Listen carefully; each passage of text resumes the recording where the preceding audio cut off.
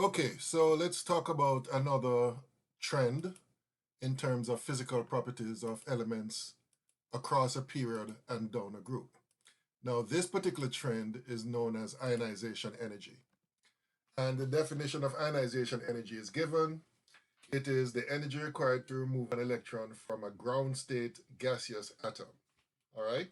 So if you have a gaseous atom M, then the energy required to remove an electron from that atom to form the ion is called the ionization energy. And you can have, excuse me, what is called the first, second, third, and so on ionization energy for each electron removed. All right, so in this hypothetical example, for this reaction, the energy required would be the first ionization energy. And then for this reaction, the energy required would be the second ionization energy, and so on and so forth. So basically, just simply continue until all the electrons are removed, and you can get the corresponding successive ionization energies. Now, one trend that you'll notice for a multi-electron atom is that as you remove one electron and then another, the ionization energy increases accordingly. All right, so as you can see here, the first ionization energy is always less than the second, which is always less than the third, and so on. And the reason for that happening is that it becomes progressively more difficult or more energy is required to remove an electron because when you go from the neutral atom to the cation, it has a positive charge. If you try to remove an electron from that, you're trying to remove something negative from something that is positive.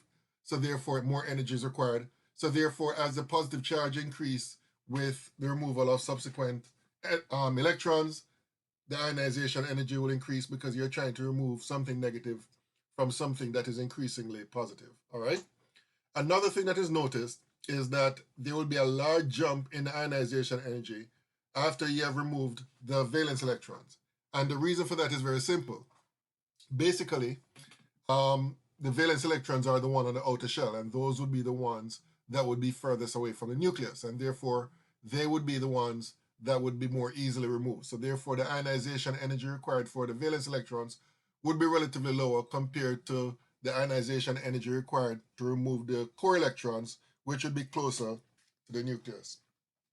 Okay, so in terms of trends in the periodic table, the first one is that the first ionization energy of atoms decreases going from top to bottom of any group in the periodic table. All right. And the answer or the reason for that is very simple. We already know that in terms of atomic size, there's an increase going from top to bottom of a group, and therefore the valence electron will be further and further away from the nucleus, and therefore it becomes easier to remove the valence electrons, and therefore that's why the ionization energy decreases as you go down a group. On the other hand, going from left to right of any period, what you're going to find is that generally, there are some exceptions, but generally, the ionization energy increases. And the reason for that, going left to right of a period, that is, and the reason for that is because as you go from left to right of the period, you're increasing the nuclear charge while adding electrons to the same valence shell. So therefore, it becomes more progressively difficult to remove that valence electron from the valence shell with increasing nuclear charge going from left to right of any period. All right, so those are the explanations for those trends. Going down a group, the ionization energy decreases, but going from left to right of any period, the ionization energy increases. Okay, so just to give you some numbers to show what we have just talked about here. So for any element, what you'll find is that the ionization energy increases with successive removal of electrons. So in each of these cases, you'll notice that I2, the second ionization energy, is greater than the first ionization energy, right? That is true right across the board for all these atoms shown here. Now, some other things I want to point out. You'll notice that in the elements in group 1, there is a significant difference between the first and second ionization energy, all right? So if you take lithium, the first ionization energy is 520 and the second is 7,298, and you see a similar trend for sodium, for potassium, rubidium, and cesium. And we understand the reason why that is. That's because in each of these cases, the atom has only one electron on the valence shell. So therefore, when energy is expended to remove that electron, in order to remove the next electron, which would be in the second shell, which would be, I'm sorry, not the second shell, but one of the inner core electrons, which would be closer to the nucleus, it's more difficult to remove those electrons. So therefore, that's why you have a big jump from the I1 to I2 when it comes to the first and second ionization energy. You will not see that in the case of the elements in group 2A. If you'll notice, for example, in the case of beryllium, the first ionization energy is 900, the second ionization energy is 1757, and you see similar comparative numbers for the other elements in group 2A. And the reason why those numbers are so close is because both electrons are in the valence shell in the elements, in the atoms of the elements in group 2A. So it's relatively easy to remove the first and second electron as reflected in the first and second ionization energy. But if you try to remove the third one, again, you'll be going into the inner core region, and those electrons are closer to the nucleus and more difficult to remove. All right? Okay. And this is just a table again showing you the trend across a period. And again, you'll notice that ionization energy increases, as I said before, going from left to right, generally speaking. However, there are a couple of exceptions. You'll notice, for example, that going from beryllium to boron, the ionization energy decreases slightly from 900 to 801 kilojoules per mole. Excuse me. And there's a simple explanation for that, which I'm going to show here. So going from beryllium to boron, there's a slight drop in ionization energy. Now, in order for me to explain this, I need to go to my pen mode again. Okay, so in order for me to explain this, I need to write down the electron configurations of beryllium. Okay, why is this thing not moving? Oh, it's not plugged in. Let me plug this out, plug that in. Okay, so the electronic configuration of beryllium is 1s2, 2s2, but the electron configuration of boron is 1s2, 2s2, 2p1, okay? Now, in the case of boron, the electron that would be lost, the first ionization energy electron, would be the electron here, which would be located in the 2p sublevel. Whereas in the case of beryllium, the first electron to be lost will be lost from the 2s sublevel. Now, on average, the 2p sublevel electrons will be further away from the nucleus compared to the 2s sublevel, even though they're in the same shell. So therefore, what you'll find is that because this is easier to remove, because of the fact that it's further away from the nucleus, it's easier to remove.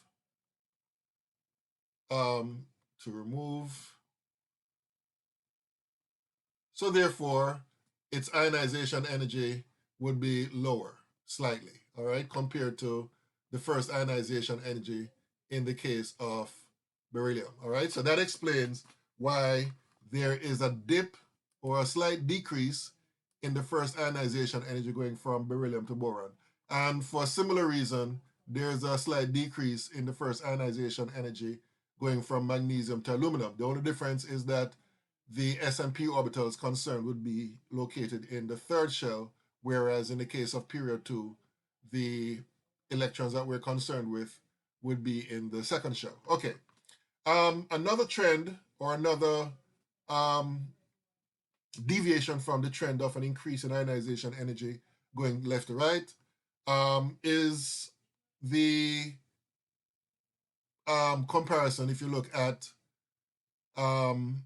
nitrogen here, and you'll notice that going from nitrogen to oxygen, there's a slight decrease in the first ionization energy. Now, how do we explain that one? Well, in order for us to do that, let me go to my pen mode here and try to squeeze this down here. Now, in this case, what I'm going to do is write down the electron configuration of nitrogen, which is 1s2, 2s2, and 2p3. And in the case of oxygen, it's 1s2, 2s2, 2p4. Now, in order to explain this, what I'm going to do is write down the box diagram for the 2p sublevels here and here, right? So in the case of nitrogen, the box diagram will look like this,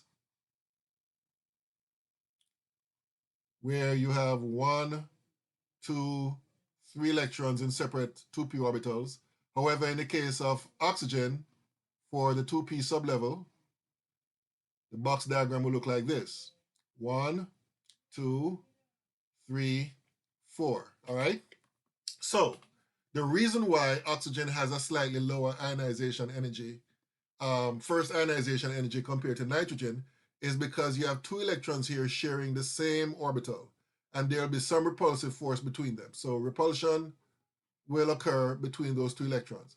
So because there's some repulsion between these two, it is easier for the oxygen to lose one of these 2 electrons compared to losing any one of these electrons when it comes to the nitrogen atom. So therefore, because of repulsion, it's easier to remove, easier, I-E-R, to remove that electron. So therefore, what you'll find is that the first ionization energy here is lower. All right, compared to nitrogen. And remember, it's only slightly lower, so it's not that big of a decrease going from nitrogen to oxygen. And similarly, going from phosphorus to sulfur, you see a decrease as well. Pretty much the same rationalization. The only difference is that the electrons involved would be located in the third shell. All right. So as I said before, those are the trends that you'll observe when it comes to the decrease in ionization energy going from left to right of any period. But of course, the exceptions I noted occurs, and I gave you the explanation for why we have those exceptions. Okay, so let me go to this. So this basically shows a plot of first ionization energy versus atomic number. So as we said before, the trends that we talked about, go back to my pointer here. Right, so the trends we talked about here, right? As you go from lithium, there's an increase in ionization energy to beryllium, and then there's a slight drop to boron, and then it increases again until you get to nitrogen, and then there's a slight drop to oxygen, and then it continues to increase to neon. And then you see a similar pattern occurring in the third period. But the change becomes smaller when it comes to the higher energy levels or the higher periods. So, you know, in the case of right here, you see that the change is relatively small until it becomes virtually non-existent for the other periods. All right. Okay. So based on what we have just covered, we should be able to answer these questions. Again, we need to refer to the periodic table in order to answer these questions. So I have my periodic table here. And the first one is arrange each set of elements with the expected order of increasing first ionization energy, which means that you're starting from the smallest to the largest. So based on what I see here, magnesium, silicon, and phosphorus are in the same period. And because we know that the ionization energy increases from left to right, that means that magnesium, for A, magnesium would have the lowest ionization energy, followed by the next element, which is silicon, which is silicon, and then the next element would be sulfur, all right? So that is based on the fact that all these 3 elements are in the same period, and we go from left to right of the period to see the trend of increasing in ionization energy. Okay, in the case of B, arsenic, nitrogen, and phosphorus are in the same group. Nitrogen is at the top. Sulfur is, phosphorus is below it immediately, and then arsenic is below phosphorus. So basically what that means is that of these elements, phosphorus would have the lowest ionization energy, followed by nitrogen, followed by arsenic. All right. Okay, and then finally, in the case of C, you have arsenic, germanium, and phosphorus. Okay, so arsenic and phosphorus are in the same group.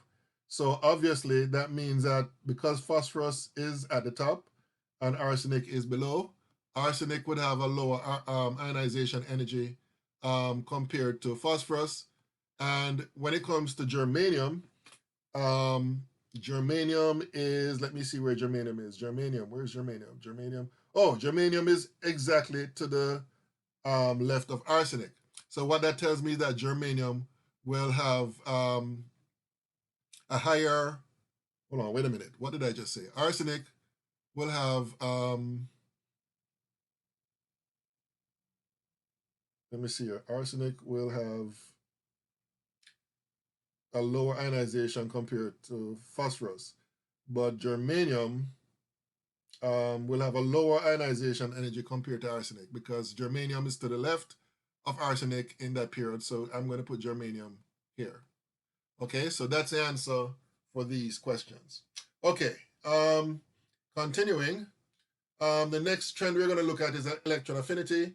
And the electron affinity of an atom is the energy change that takes place when the atom in the gaseous state gains an electron to form the corresponding anion. One thing you need to recognize about electron affinity is that it's always an exothermic process, all right? So therefore, delta H would be negative, or the electron affinity for this process is going to be negative because the process is always exothermic. And what you'll find is that nonmetals generally have more affinity for electrons than do metals, all right? Because nonmetals, they tend to like to attract electrons to form anions, while metals tend to lose electrons, all right?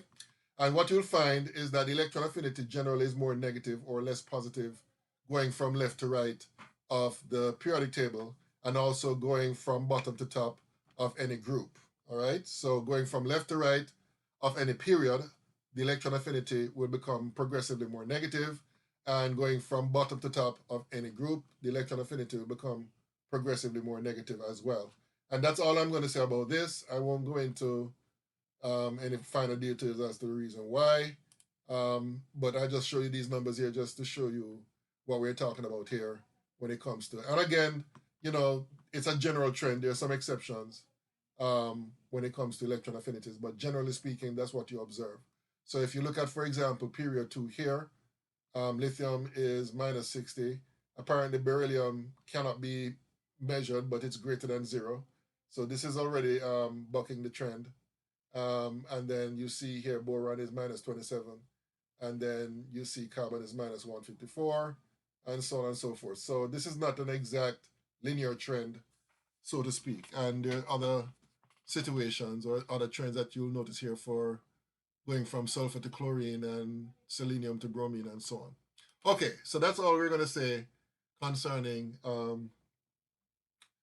electron affinity. Okay, I'm going to stop at this point, and the next video will cover a discussion of the different types of elements, metals, non-metals, and other things. All right, so that's it for now.